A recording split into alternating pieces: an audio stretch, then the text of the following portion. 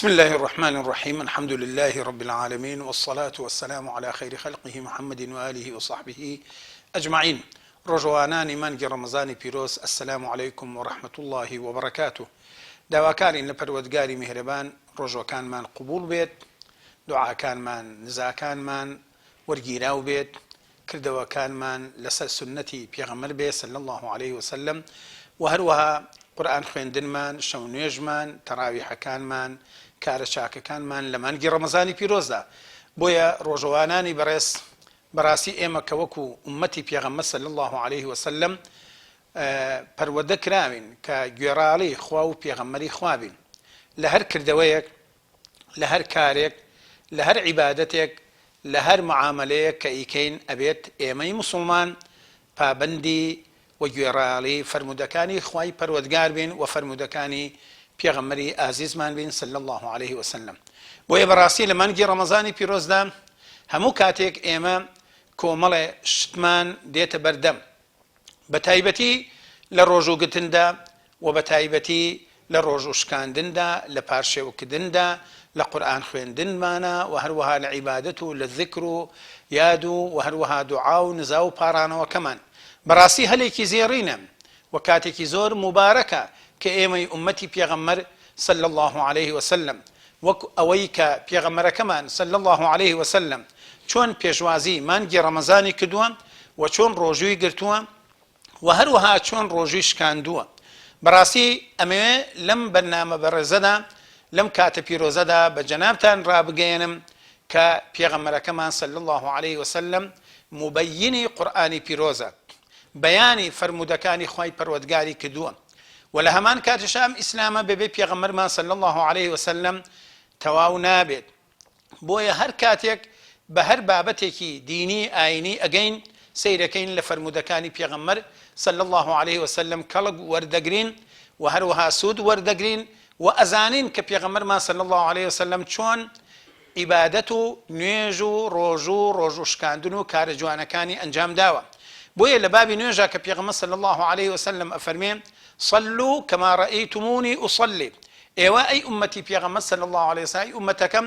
نوێژ بکەن وەکو چۆن من نوێژم کردووە. کەواتە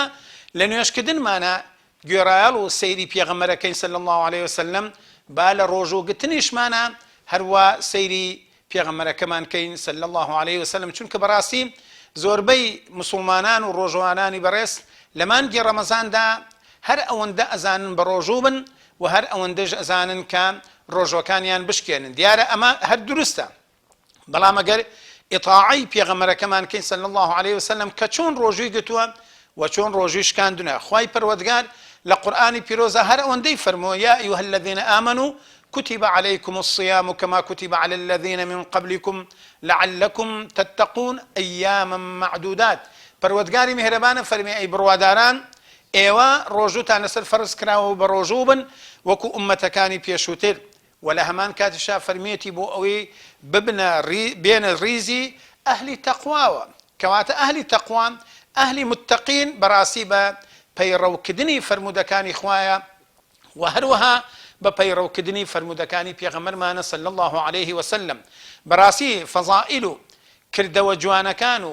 چنینەوەی خێر و بەرەکەتی مانگی ڕەمەزان لە هەموو کاتێکە مسلمان ئەبێ بە هەلی بزانێت پێغەمبەر صلی الله عليه وسلم چی فەرمووە لە قسەکردن و لە گفتوگۆیە، چۆن بە ڕۆژوو بووە و چۆن ڕۆژووی شکانوە. بۆیە بەڕاستی ڕۆژەوانانی مانگی ڕەمەزانی پیرۆز پێویستە ئێمە ئەزانین کە ڕۆژووی ڕەمەزان ڕوکنێکە لە ڕوکنەکانی ئیسلامەتی، بەڵام ئەوەی کە گرنگە پێغەمبەرمان صلی الله عليه وسلم بەیانی کردووە، ئەفەرمێ ئاوا ڕۆژوەکانتان بشکێنن. و لە یەکێ لە فەرمودەکانە پێغەمبەر صلی الله عليه وسلم فەرمێ لا يزال الناس بخير ما عجلوا الفطر، ئەفەرمێ خەڵکی مسلمانان لەسەر خێرن، لەسەر خێرن، یعنی لە خێردان، لە چاکەدان. چ کاتێک کە مانگی ڕەمەزانیان ڕۆژوو ئەگرن، لەو کاتەیە کە خوای گەورە ئیجازەی داوە ڕۆژوەکەت بشکێنی یەکسەر بشکێنی، تەئخیری نەکەین، بیانونێنی تۆ بۆ خۆت بڵێ با کاتێ دەقەیە دوو دەقەیکە بەخوا وازانم ئەم بانگدانەوە هەستەکە مابێتی. کۆمەڵە گومان و ئەمانە کە شەیاطین وەسوەسەی شەیطان و هەروەها کۆمەڵە شل لەوانەی کە لە دڵمانە دروستە بێ. بۆیە بەڕاستی ڕۆژەوانانی بەڕێز ئەبێ ئاگامان لەوە بێ کە پێغەمبەرمان صلی الله عليه وسلم فەرمیەتی ئەبێ زوو ڕۆژوەکەت بشکێنی. زوو ڕۆژوو شکاندن یعنی چی؟ خۆی گەورە لە قورئانی پیرۆزا فەرمێ لە فەجری صادقەوە، لە فەجرەوە وەکو خۆمان چۆن لە نوێژی بەیانیەوە کە باڵی بەیانی هەتاوەکو پێش ئەوە دقەیە چەند دقەیەک بانگ بفەرمێت تۆ خۆت ئەگریتەوە لە شت خواردن، لە خواردن و خواردنەوە. بەڵام لە هەمان کاتشە هەتاوەکو غروبی شەمس یعنی خۆر ئاوابوون کە لێ دڕون بوون کە بانگ بێژەکانی شارەکەمان، دێکەمان، گوندەکەمان هەر شوێنێ بۆمان دەرکەوت کە بانگی مەغریبی فەرموو و کاتەکەشی تەواوە یەکسەر تەخیری مەکە و دوای مەخە و یەکسەر ڕۆژوەکە بشکێنە. بۆیە بەڕاستی لە خاڵی یەکەمدا باسی ئەومان کرد کە پەلە بکەی لە ڕۆژوو شکاندن، چونکە دیارە پێغەمبەرمان صلی الله عليه وسلم کە باسی ئەوەمان بۆ کە فەرمێ لا يزال الناس بخير ما عجلوا الفطر. ئەم حەدیثە حەدیثێکی صحیح و فەرمودەیەکی ڕاستە. ئەبێ بەگوێی پێغەمبەرەکەمان کەین صلی الله عليه وسلم، چونکە بەگوێکردنی پێغەمبەرمان من يطع الرسول فقد أطاع الله. هەر کەسێ بەگوێی پێغەمبەرەکەمان کە صلی الله عليه وسلم بەگوێی خوای پەروەردگاری کردووە. و لە چەندەها فەرمودەی قورئانە کە باسی فەزلی پێغەمبەرمان بۆ کە صلی الله عليه وسلم چی فەرمووە وما ينطق عن الهوى إن هو إلا وحي يوحى بێهۆنیە. خاڵی دووهەمینمان بەڕاستی ڕۆژوانانی بەڕێز ئەبێ لەسەر ئەو سنەتە ڕۆژوەکانمان بشکێنی کە پێغەمبەرمان صلی الله عليه وسلم خۆی بە عەمەلی لەگەڵ سەحابە بەڕێزەکانە کردوویەتی کە ئەویش ڕۆژوو شکاندنە بە خورما. ئەمەش یەکێکە لە سنەتە هەرە گەورەکان و لە هەمان کاتشا فەزلی خورمامان بۆ دەرەخا کە بەڕاستی غیذا و خواردنێکی زۆر گەورە و بەسوود و قازانج بەخشە بۆ جسم و لاشەی ئینسانەکان. و لە هەمان کاتشا خێرێکی گەورەی تایە کە پێغەمبەرمان صلی الله عليه وسلم خوای گەورە ئومەتەکەی و ئەرز و خاک و نیشتمانەکەی بەرەکەتدار کردووە بە بوونی دارخورما و خورما بە ئەنواعەکانیەوە. جا ئەگەر هەرچیەکیانت دەستکەوت مسلمانی بەڕێز ڕۆژوانانی بەڕێز هەوڵ بدە، چونکە تەطبیقکردنی سنەتی پێغەمبەر صلی الله عليه وسلم و ئیتیباع و شوێن کەوتنی پێغەمبەر صلی الله عليه وسلم لە هەمان کاتە ئەجر و پاداشتێکی گەورەی هەیە. بۆیە خاڵی دووهەم لە کاتی ڕۆژوو شکاندن لەسەر سنەتی پێغەمبەر صلی الله عليه وسلم ئەجرێکی گەورەت هەیە کەواتە ڕۆژوەکەت بە خورما بشکێنە. زۆر لە ڕۆژوانانی بەڕێز ئەڵێن مامۆسا وەڵا دەممان شیرینە بێ و نوێژەکەمان بۆ ناکرێ. برای من خۆشەویستەکەم پێغەمبەری ئازیزمان صلی الله عليه وسلم بە خورما ڕۆژی شکاندووە، لە دواییە سیواکی بەکارهێناوە هێناوێتی بە دەمی مبارەکیان، لە دوا ئەوە یەکسەر نوێژی کردووە. سەحابە بەڕێزەکانە فەرموون پێغەمبەری خوا صلی الله عليه وسلم هیچ کاتێک کە بە ڕۆژوو بوو بێت ڕۆژی شکاندووە بە خورما، ئەگەر خورما نەبوو بێ ئینجا بە ئاو یا بە شتێک لەو شتانێک کە تەڕن سوودیان هەیە بۆ لاشەی ئینسان ئینجا نوێژی کردووە. یعنی نوێژی پێش ڕۆژوو شکاندن قەت نەخستووە لەبەرەوە بە لەو سنەتە گەورانەی پێغەمبەر صلی الله عليه وسلم سوود بەخش ببین کە بەڕاستی وەکو ما دکتۆرە بەڕێزەکانیش وەکو علمی تازە ئیسپاتی کردووە. هەر وەکو چۆن بۆ دایکە مەریەم کە دایکی عیسای کوڕی مەریەمە سەلامی خوای لەسەر بێ خوای رب العالمین خورمای تەڕی بۆ باران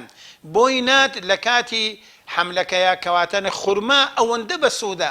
ئەوەندە گرنگە، ئەوەندە سنەتێکی گەورەیە پێغەمبەرەکەمان صلی الله عليه وسلم تەئکیدی لەسەر کردوتەوە. فەرمیەتی ئەی ئومەتەکەم ئێوە بە خورما ڕۆژەکانتان بشکێنن، ئاگاداری ئەوە ببن کابێت لەسەر سنەتی پێغەمبەر بین صلی الله عليه وسلم. ئەمە خاڵی دووهەممانە کە بەڕاستیکەی بۆ ڕۆژەوانانمان بۆ ئێمەی مسلمان بۆ ئومەتەکەمان ئومەتی پێغەمبەر صلی الله عليه وسلم شوێن کەوتنی پێغەمبەرمانە. خاڵێکی کە لە خاڵەکان کە زۆر ئەویش هەر گرنگە ئەویش ئەوەیە کە دوعاکردنە لە کاتی ڕۆژوو شکاندنە دوعاکردن و پارانەوەیە، چونکە بەڕاستی بەشێک لە بەشەکانی ئاینی پیرۆزی ئیسلام بریتیە لە دوعاکردن لە پارانەوە، چونکە پارانەوە بەڕاستی کارێکی زۆر گرنگە و ئەویش یەکێکە الدعاء هو العیبادە. ئەویش کە کاتێ دەست بەرزەکەیتەوە و نزا ئەکەیت و ئەپاڕێتەوە بۆ خۆت و هەروەها بۆ ماڵ و مناڵە بۆ خانەوادت بۆ ماڵت بۆ ڕزق و ڕۆزیت بۆ لەش ساغیت بۆ ساڵحێتی ئەولادت و لە هەمان کاتیشا بۆ ماڵ و مناڵ و دۆست و ئەحباب و هەروەها بۆ مردووەکانت لەگەڵ گەڕەک و شار و نیشتمان و وڵات و مسلمانان بەعام. بۆیە پێغەمبەرمان صلی الله عليه وسلم فێری کردوین لە کاتی ڕۆژ و شکاندندا یەکسەر دوعاکە بخوێن اللهم لك صمت وبك آمنت وعلى رزقك أفطرت. أما حديثك صحيح في غمر كمان صلى الله عليه وسلم يا بفرموديك فرمي ذهب الظمأ وابتلت العروق وثبت الأجر إن شاء الله. في غمر ما صلى الله عليه وسلم أوافيري كدون براسي أمسي خالم زور بلا وقرين بو وزور بسودن كبراسي هر يكيق لإيما بيويسمان هم بدعاي خيرا هم بخير و چاکەیە چونکە لە مانگی ڕەمەزانەوەکو باسمان کرد بەڕاستی مانگی کۆکردنەوەی خێر و حەسەنات و چاکە و چاکە خوازیە مانگێکە کە توێشووی حەسەناتمان توێشووی چاکە و عیبادەتمان بەڕاستی باپڕ بکەین لە خێر و چاکە و نوێژ و عیبادەت و هەروەها شوێنکەوتنی پێغەمبەرمان صلی الله تعالی عليه وسلم. بۆیە خۆشەویستان ڕۆژوانانی بەڕێز ڕۆژوانانی ئومەتی پێغەمبەر صلی الله عليه وسلم هیچ کاتێ ئەومان لە یاد نەچێت کە ئێمە لە مانگێکی زۆر گەورەدان مانگی ڕەمەزان مانگی قورئانی پیرۆزە. خوای گەورە لە قورئانی پیرۆزە کە ئەفەرمێ شەهر ڕەمەضان الذي أنزل فيه القرآن هدى للناس وبينات من الهدى والفرقان. ئەمانگە ئەوەندە پیرۆزە ئەوەندە گەورەیە ئومەتی پێغەمبەر صلی الله عليه وسلم هەموو مسلمانێ ئەوەی لە یاد نەچێ شەیطان هێلانەی کردووە لە دڵەکانمان. ئەمانگە مانگی پاکردنەوەی دڵەکانمانە لە ژەنگی گوناه و تاوان و لە هەرچی شتێکە کە تووشی دڵ و دەروونمان و جاستەمان بووە تووشی عەقیدە و بیر و باوەڕمان بووە ئەبێ بە دوعاکانمان بە تایبەتی لە کاتی ڕۆژ و شکاندنە کە پێغەمبەر صلی الله عليه وسلم فەرمێ ثلاثة لا ترد دعوتهم الصائم حتى يفطر. يا روجوانا يا لو كاتاك روجو أشكيني حين يفطر الصائم حين يفطر روجوان سي كسهن دعايا ردنا كريتو يكيقلوانا بيغمرمان صلى الله تعالى عليه وسلم أفرمي روجوانان كاتي روجوش كان دنيا لو كاتيا دعاء لبي نشي دعاء بخود بمالو منالو چونك سنة دعاء كدن أبي آبم تسلسل بي يكم بوخود رب اغفر لي ولوالدي وللمؤمنين والمؤمنات أبو شوازة دعاء بكي كبيغمبر ما صلى الله عليه وسلم بيداناوين أو تخوازم داوا كارم لپروردگاري مهربان كخواي قوله هدايات من بدا بو اتباعي سنتي بيغمبر ما صلى الله عليه وسلم وداوا كارين لپروردگاري مهربان كروجي رمضان من لقبول بكا ودعاء كان من لقبول بكا نزاكان من لور بقري كبيباراني من نكاد وهرشي نخوشي وبلاو ومصيبته وكورونا أنواع وأشكال لم باب تخرابان إخواني قولي لسل أمتي بيغمري لابري صلى الله عليه وسلم وخاكي كدوسان من شار من قندمان ديهات كان من مزقوت كان من إخوائي جان آودان كيت وبا عبادته بشاك وشاك خوازي والروجي روجوانان من قبول كي وخير وحسناتي چاکە خوازان و خێرخوازان من قبول کەی وخوای یان شفای نەخۆشەکانمان بدەی ئەوانەی پەککەوتن و ناڕەحەت بوون و نەیانتوانی ڕۆژی ڕەمەزان بگرن خوای پاداشتی خێریان بدەیتەوە لە گوناهی مردووەکانمان و دایک و باوکمان خۆشبی عاقبەتی گەنج و لاوەکانمان بەخێر بگێڕی لە کۆتاییدا ئەڵێن وآخر دعوانا أن الحمد لله رب العالمين والسلام عليكم ورحمة الله وبركاته.